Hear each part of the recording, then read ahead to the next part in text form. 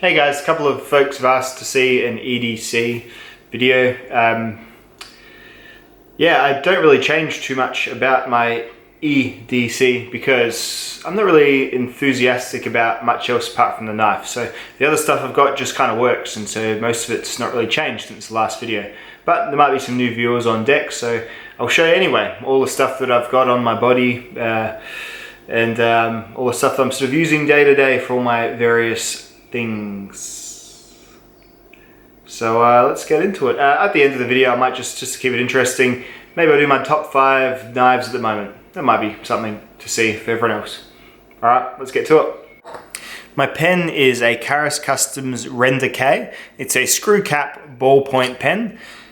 It's a really nice pen. The inks, the Schmidt inks, keep failing on me though, and I'm not sure why. The pen doesn't really get too much of a hard workout, but yeah, it's the chamber is constantly kind of full of leaking Schmidt ink, so I'm gonna have to find something else that fits this, because they are driving me a little bit crazy. But overall, it's a really nice pen to hold and use. The only thing I don't love about it is the cap doesn't post, which you know, it sits there just fine, but you can, you know, shake it off.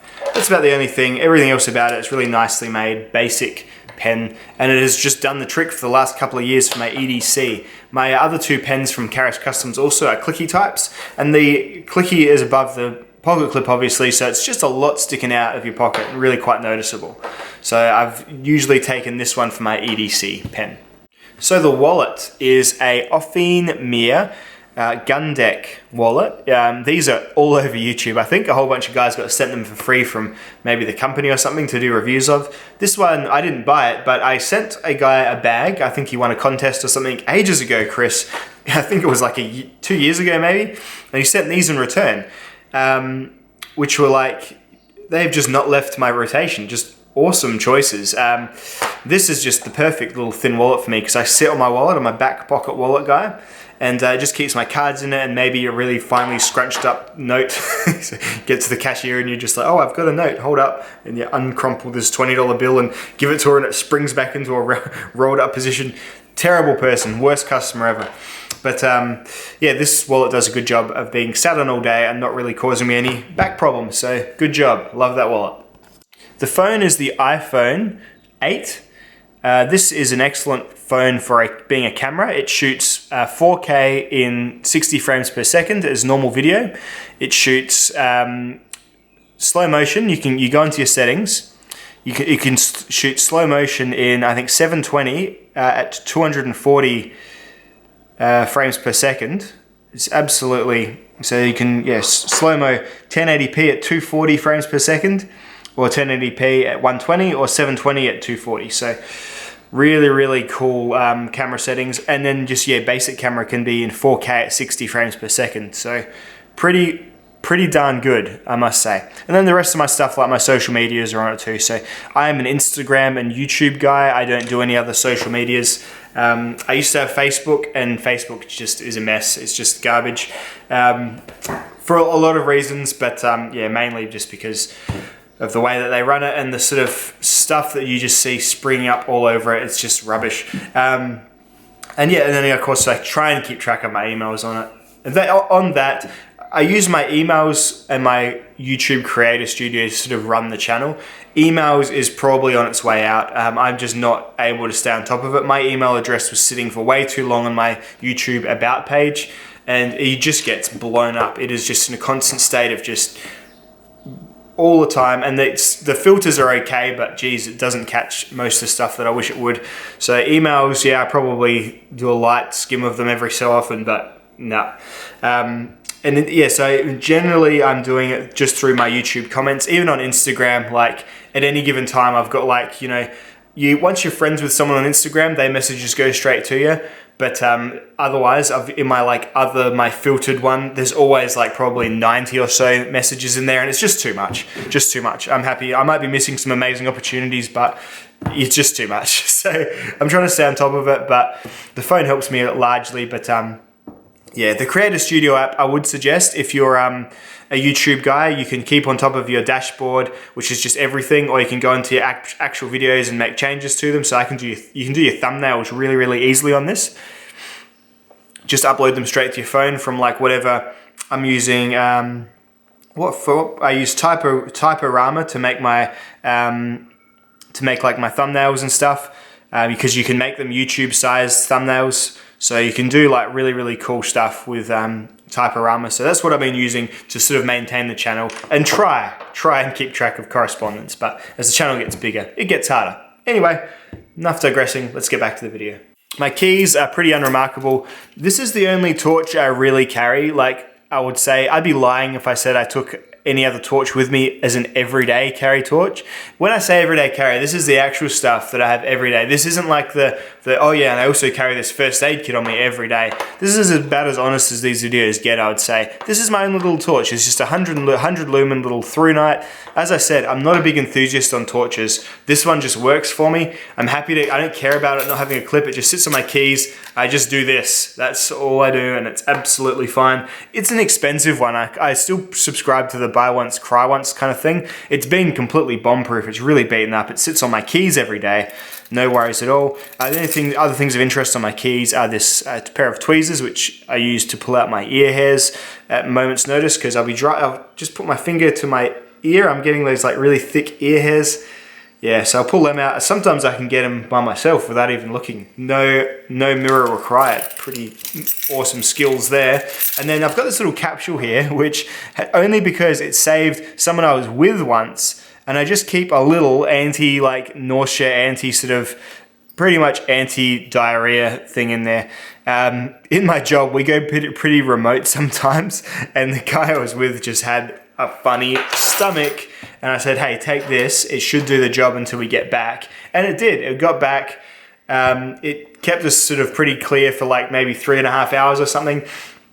Didn't come into work the next day, but it definitely put a stopper on it for the afternoon, so that was good. I think if you catch it early enough using these sorts of medicines, you're absolutely fine.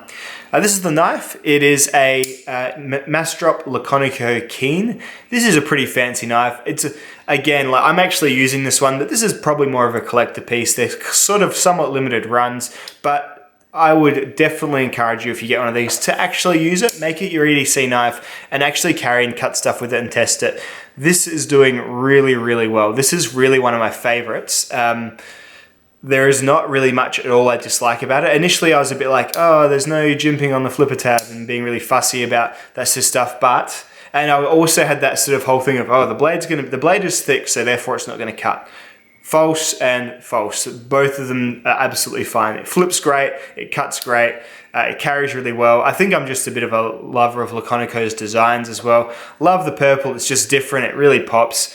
And it does sort of build into it as you own it and use it. It kind of goes a nice sort of, it kind of starts to wear and condition itself to look a bit worn too, which I really like. It's sort of coming off at the top there a little bit. I like that about anodization and aluminium and titanium when that happens, but some people don't. If that's going to bother you, yeah, maybe don't use the knife, but it's great. The grip's great. A lot about this knife is great. It really is one of my favorites of all time.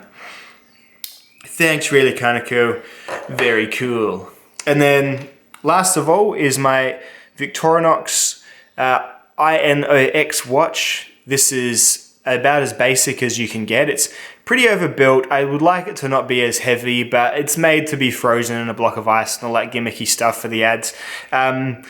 It's really well made and it is really well constructed. The things I like about it are that it's really simple. I don't like having extra faces. The date is fine. I guess the date's handy to know. But yeah, I don't want extra hands. I don't want extra time zones, nothing extra. It's a completely adequate watch. There's probably way better watches, but again, not an enthusiast. I went with a brand that I knew. I had a Victorinox before that was really good that I'd lost, that I would still be wearing if I hadn't lost it, that I still think I prefer a little bit more than this one. That was the Infantry GMT. I liked that one a bit more because it had actual numbers around it rather than marks, but not a big deal. Someone remarked on the video that it looks like the second hand doesn't actually sit exactly on the seconds. It kind of sits between them. And yeah, you know what? It absolutely does. But you know what that affects in day-to-day use of the watch? Absolutely nothing. So yeah, as I said, if you're a watch guy, you probably giggle at this watch and say, oh, that's just a, that's just a trash watch. Or, it's like me, how I'd think if someone's main knife was like a, like a Gerber LST, you'd be like, oh, well, I guess that works, but that's so much better. Absolutely, but I'm just so not interested that this just does the job. So that's that. So that's my everyday carry stuff. Like, and these are the things that I truly will have on me. If you were to do a gear check on me, I'd have these things at the moment. The knife obviously changes. On knives, I thought I'd spice the video up by doing a really quick top 5 folding knives at the moment. So let's do that. So this is them. I love all of these knives a whole lot right now. Probably the Laconico as well. This is the Buck Marksman Tanto. Scott sent this with a bunch of stuff to try for review, and I think I just remarked to him that I really liked it. And he said I could keep it with a couple of other knives as well. So crazy generous viewer Scott. I love this knife because it's just unique, it's weird, it's wonderful, it flips really well, it's a great fidget piece, really good user too, very stout, very robust. The lock is really super strong. I've got a video that I've almost finished. It's like a review that's been perpetually almost finished for ages now. I really must get it done. I've done like probably 6 or 7 videos while it's just been sitting in my iMovie just waiting for a few extra touches. Anyway, love this knife. Aluminium, 154 cm, Tanto, just different, awesome, unique, love it. Benchmade 940, a bit more of a standard staple knife. This one I've used as a bit of an edge mule as well, but it's back to being nice and mirror polished, nice and sharp. Really good, thin, lightweight knife, fun to play with. Axis locking. There's been enough press on this knife for me to not really have to talk too much more about it. This knife, whenever I need to do something a bit bigger, I'll take this. It used to be the American Lawman, but I've kind of ruined my American Lawman's edge just by doing some far too outlandish stuff to it. So this is kind of that same role of just really tough beater knife. This is the Caribbean. Yeah, you don't lose it if you put it down somewhere because it's quite striking looking. The steel is LC200N, which is probably my favorite blade steel. The lock is really strong. It's the Spyderco compression lock. It's a big knife. It's not for EDC. It's for wearing like in your thicker work pants, I think, because you've got a lot to grab onto when you need to find it. It's just kind of big, bold, garish kind of knife, and I really, really like it for that. Other favorite EDC knife is the Spyderco Spidey Chef. Deep carry, really comfortable handle, just unique and awesome. Again, an LC200N. Blade's long enough to span most foods that I'm cutting with it. Does about any job. This could be your one knife really happily, I think. It's a great choice. It's probably the knife that I recommend. Hey, if people are like, hey, I just want to get one good knife, I generally say to get this one. It's really, really excellent. Hopefully they don't discontinue it. I think it's selling pretty well for them if Instagram is anything to be believed. And then lastly, this one has been back in the pocket a whole bunch. I finally worked out what kind of edge I like on it. I put a steep convex edge on it. This is the Alma Falcon. It's a really, really nice fine slicing knife. Really good sort of formal occasion carry. Just really not much to it. It's so lightweight. It's like probably 60 grams or something. Crazy light. Good clip. A lot that I love about this knife. I bought it off Nick Shabazz years ago before I even really knew him that well, and it's a keeper, it's a stayer. It's only AUS 8 steel, but it's just because it's so thin, it will always cut somewhat well, unless you literally put it to a flat stone the wrong way. Really, really nice knife, ergonomically. Great backup or hell primary EDC knife, as long as your tasks aren't getting too heavy. So those are my favorite knives at the moment, guys. Just thought I'd caveat the video with that, so there's something in it for everyone who have seen my boring old EDC already. See you in the next video, guys. Goodbye now.